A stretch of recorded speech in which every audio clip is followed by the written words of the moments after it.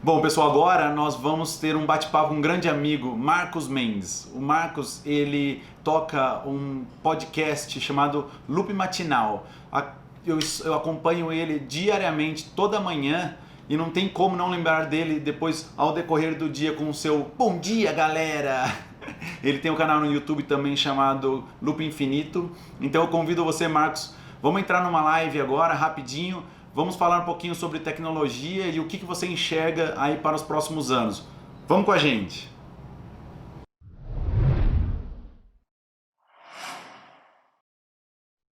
Bom, boa tarde mais uma vez, pessoal. Estamos aqui felizes em estar com o nosso querido Marcos Mendes, nosso amigo aqui do Loop Matinal, que temos o prazer de escutá-lo todas as manhãs para nos inteirar ainda sobre as novidades da tecnologia. Então, Marcos, muito obrigado por participar da live da E2Go. É um prazer tê-lo aqui conosco.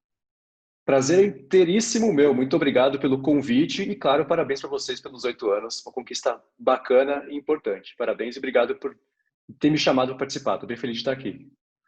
Eu gostaria de parabenizá-lo também pelo podcast. O Loop Matinal tem sido um sucesso. Eu adoro, eu escuto todas as manhãs, o pessoal aqui do escritório adora. Então, por isso que a gente ficou muito feliz aí quando você aceitou o convite de participar da live. E você contou aí que está crescendo a audiência diariamente, hein? Meus parabéns. Como é que está sendo a audiência para você? Muitíssimo obrigado. Loop Matinal, comecei faz 5 anos, né? Quando o podcast ainda era mato no Brasil, né? Então, tem sido bacana ver a mudança de hábito do pessoal, até por causa da epidemia. Então, eu acho que essa mudança do dia a dia da galera trouxe um público novo aí para o podcast, que é uma coisa bem bacana. E não tem sido só o Loop Matinal, acho que todos os podcasts têm conseguido conquistar um público novo, o que é excelente para todo mundo. E para quem não conhece, o Loop Matinal é um podcast diário sobre tecnologia, sai de segunda a sexta, faz parte do canal Loop Infinito do YouTube. E nele eu apresento em 10 minutinhos ali um resumão do que aconteceu de mais importante, mais relevante, mais interessante aí no mundo da tecnologia no dia anterior. Pô, sensacional, muito legal. E agora a gente vai conseguir tirar algumas informações mais quentes aí do mercado, aquelas que o Marcos ainda não liberou no podcast e vai soltar aqui para a gente. Então, Marcos, acho que a primeira pergunta que todo mundo quer fazer, que a gente acaba até se perguntando bastante, 5G. E aí, vai acontecer no Brasil mesmo? Como é que é? O que você tem a nos dizer aí sobre 5G? Olha, 5G é um assunto complicado, mas ainda bem que você vê ele engatinhando, né? Existiu ao longo dos últimos 2 anos, né, especialmente na parte de bastidores aí, movimentação bem grande das operadoras para tentar empurrar um pouco os leilões das faixas do 5G para mais para frente, para as operadoras no futuro, né? Elas mesmas no futuro terem que lidar com isso.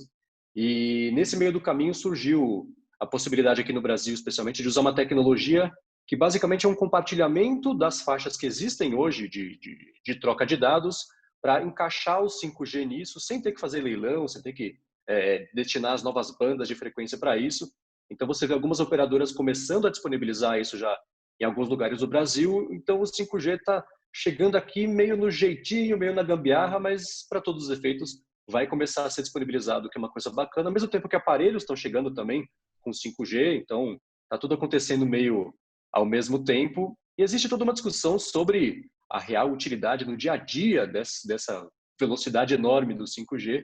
E é uma discussão um pouco deslocada do propósito dele mesmo. Ele é muito mais voltado, no fim das contas. Acho que o ganho que ele vai representar no nosso dia a dia aqui é mais para conexão entre objetos, isso entra em casa conectada, até expandindo isso um pouco para um futuro talvez mais distante, a cidade conectada, 5G, com uma velocidade maior, então uma latência menor na transmissão de dados e um alcance um pouco mais estável também, você dentro de casa, por exemplo, consegue ter uma rede muito mais estável e mais responsiva, e a vantagem principal é muito mais essa do que a gente conseguir navegar no Twitter com 200 mega por segundo, né? O que é ótimo para todo mundo, mas o que você escuta de contrapartida do 5G é isso, né? Fala, poxa, mas o meu 4G já é tão rápido, é rápido o suficiente para o dia a dia. E de fato é, claro que depende de cidade, cobertura, mas no geral a experiência do 4G é essa. Então o 5G é claro, é uma novidade, empolgante. A gente que gosta de tecnologia quer ver o 5G, quer ver o 6G, quer ver o 8G, né? Claro. Mas esse é o cenário, né? Tá chegando agora de um jeito meio na gambiarra, meio estabanado, mas precisa começar de algum lugar. Então acho que os ganhos principais, mais do que a parte mobile, vão ser muito mais essa parte de casa conectada e as outras possibilidades de conexão entre objetos, mais do que nós com o objeto, mas entre os objetos, funcionando de um jeito mais estável e mais confiável, que é sempre bacana. Ah, com certeza. Ah, já que você citou sobre casa conectada, né? Você sabe que nós lançamos aí a linha de casa conectada, já estamos pisando no acelerador aí para trazer essa solução para os consumidores. O que você vê em termos de crescimento sobre casa conectada? Você vê que é um segmento que vai crescer bastante? O que você tem a nos dizer aí sobre esse segmento? Eu tenho visto um interesse maior do grande público, né? O que a gente, né, nos podcasts que eu faço o matinal e a área de transferência chama de os muggles, né? A galera que não é aquela ligada mesmo em tecnologia, mas que ainda assim é impactada, porque a tecnologia está em todos os lugares, né? Então eu vejo um crescimento do interesse de casa conectada por esse público que não é um entusiasta de tecnologia, e isso, claro, é bom para todo mundo. Vocês sabem muito bem disso, né? Melhor do que ninguém, como isso é bacana. Eu vejo hoje, por exemplo, as lâmpadas conectadas são uma espécie de um portal de entrada para esse mercado, né? O pessoal compra ali a lâmpada e fala, que legal, a Siri liga e desliga, eu consigo fazer no celular. Então, isso a pessoa começa a se interessar por, sei lá, outros objetos, ou uma caixinha, ou um sensor, coisas assim que ajudem a deixar a casa mais conectada. Aqui no Brasil, a gente sabe, assim como quase tudo ligado à tecnologia, existe uma barreira de entrada de preço, mas, novamente, né, vocês oferecem soluções que ficam que democratizam muito mais esse tipo de acesso, o que é uma coisa bacana. Então, eu estou empolgado de ver que isso, que é um assunto que já vem sendo discutido há bastante tempo, especialmente lá fora, está entrando no dia a dia, está ficando até começando a ficar normal o fato de você ter uma lâmpada conectada, um sensor de alguma coisa. Então, isso é uma coisa bacana que me empolga bastante ver esse futuro chegando agora no Brasil, né? O que é bem legal. Com certeza, é uma área realmente a gente está muito empolgado, né? Nós vimos na CES no começo do ano que só se falava de casa conectada e nos Estados Unidos já é uma realidade que praticamente todas as casas já têm alguma coisa e é bem esse ponto que você comentou, né? A lâmpada acaba sendo uma entrada e depois a pessoa acaba entrando para outros devices, né? E aí vira um vício. Ele quer ter tudo conectado, né? Ele quer conseguir controlar o refrigerador, o micro-ondas, saber o que está acontecendo em todos os cômodos. E realmente a gente vai estar acompanhando de perto a evolução do 5G para que os nossos acessórios comecem a vir com essa tecnologia para ser muito mais eficiente, né? Então isso vai ser muito bom. Uma dúvida, eu estava curioso aqui para te perguntar. Durante a pandemia, né, a gente sabe que os hábitos das pessoas mudaram muito, né, principalmente a questão de trabalhar de casa, fazer homeschooling. Você sentiu que as pessoas foram atrás de novas tecnologias, novos acessórios também para auxiliá-los durante a pandemia, novas necessidades que antes não existiam? Sim, é curioso ver, por exemplo, especialmente no início da pandemia, o mercado não tinha mais webcam à venda disponível, estava esgotado em todos os lugares, porque todo mundo precisou comprar isso para conseguir usar, fazer as videoconferências, as telechamadas, que estão fazendo aqui agora, né? Então, isso mudou bastante. Do ponto de vista de tecnologia, vendas de câmeras dispararam, né, como eu comentei, venda de microfone também, fone de ouvido. O mercado de microfone inflacionou horrores, porque você tem dubladores, pessoal que trabalha com voz trabalhando de casa e isso não existia um estoque prevendo um aumento de demanda desse tamanho, né? Então foi curioso ver esses reflexos. E uma coisa que não tem a ver com tecnologia, mas que também é curioso pensar sobre o reflexo disso, é que as vendas de roupas de cima cresceram e as de baixo não na mesma medida. Então o pessoal está comprando top novo, camiseta nova, porque é o que aparece ali na videochamada, mas ali da cintura para baixo não aparece, então tanto faz. Então eu vi, por exemplo, acho que o CEO do Walmart comentando que tinha disparado ali as roupas de cima, as vendas de camiseta e top. Da parte de tecnologia, acho que novos hábitos, especialmente home office, né, que antes, se por uma liderança mais tradicional, poderia ser visto como preguiçoso, vai trabalhar de casa nada, vai ficar o dia inteiro vendo Netflix. Agora, acho que as empresas estão percebendo que, de fato, funciona, as pessoas trabalham, e eu acho que esse é um impacto permanente aí. Você vê empresas como a Microsoft, Google, Facebook, todo mundo anunciando ou um home office permanente para quem quiser, ou um modelo mais maleável, trabalho uns dias no escritório, uns dias a partir de casa. Então, acho que se existe, entre muitas aspas, né, guardadas as devidas proporções, um reflexo positivo de todo esse caos que a gente viveu, Eu acho que essa pandemia, do ponto de vista de trabalho e produtividade, aconteceu na hora certa, porque estávamos preparados já para dar conta disso com as opções todas que a tecnologia proporciona para a gente. Pena que foi por conta de um problema tão trágico, mas ainda assim existia uma estrutura de tecnologia que já deixava isso mais ao alcance das pessoas. Claro que para quem pôde trabalhar com isso, né? Mas acho que o impacto e os reflexos da tecnologia foram mais ou menos esses, né? A venda de acessórios, fone de ouvido, bastante, né? E essa parte de mudança de hábito da relação com o trabalho mesmo.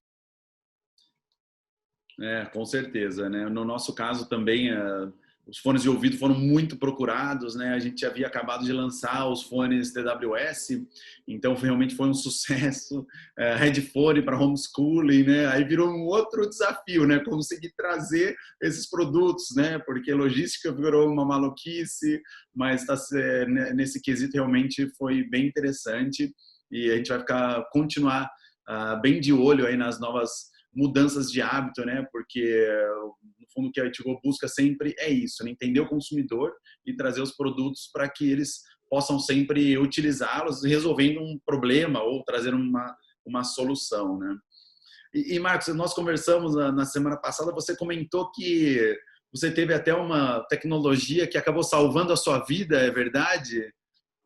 Pois é, eu tive no comecinho desse ano, no dia do meu aniversário ainda por cima, já faz uns anos, 2 anos, a Apple lançou no Apple Watch um sensor que mede a fibrilação atrial, né, que é um dos tipos de arritmia, e eu estava dormindo, o relógio me acordou falando, cara, seu coração tá batendo estranho, vai ver isso aí, vai no hospital. Eu fui e estava acontecendo mesmo, aí me medicaram lá.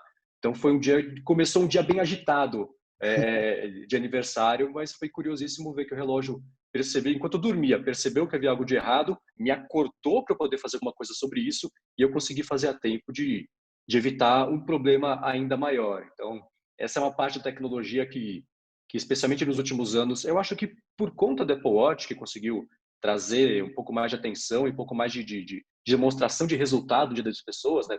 Consigo ver aqui quantos passos eu dei, as calorias, exercício, faz a medição aqui do batimento cardíaco. Isso, pessoal, assim como a casa conectada, a lâmpada foi esse ponto de entrada, eu acho que o relógio, os sensores de pulso também trouxeram interesse sobre saúde para o mercado de tecnologia e a contrapartida disso, claro, evolução e mais possibilidade. Então foi um fato curioso aí que o Apple Watch, eu não sei se salvou a minha vida, mas certamente me evitou um problemão, né? Então foi isso que aconteceu.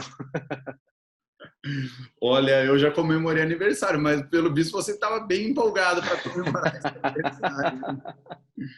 Mas eu acho que o seu ponto é extremamente válido, o fato do Apple Watch ter aberto essa porta. Então, realmente, essa é uma área que a gente também está olhando em como que os nossos acessórios podem ajudar até na saúde, né? Medindo batimento cardíaco, acompanhando você no dia a dia. Você vê que empresas nos Estados Unidos e na China já estão bem focadas, né, nessa questão de saúde, quando se junta wearables e outros acessórios?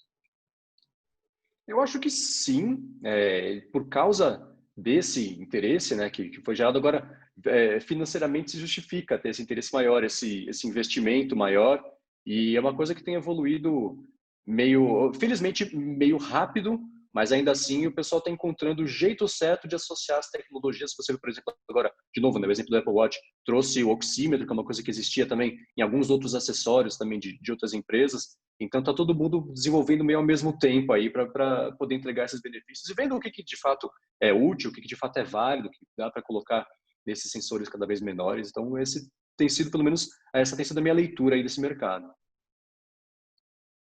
Muito bom, muito obrigado. E, e na semana retrasada aí tivemos o lançamento do iPhone 12, né? E a gente sabe que o pessoal sempre fica na expectativa do lançamento e nós vimos que eles falaram bastante sobre dois pontos que para a gente acabou escutando bastante aqui dos clientes, principalmente, né? O primeiro foi a questão deles não colocarem dentro da caixa, né, a tomada, que é uma tomada diferente, né, com a saída USB-C, e junto com o fone de ouvido também, que não vai ser incluso.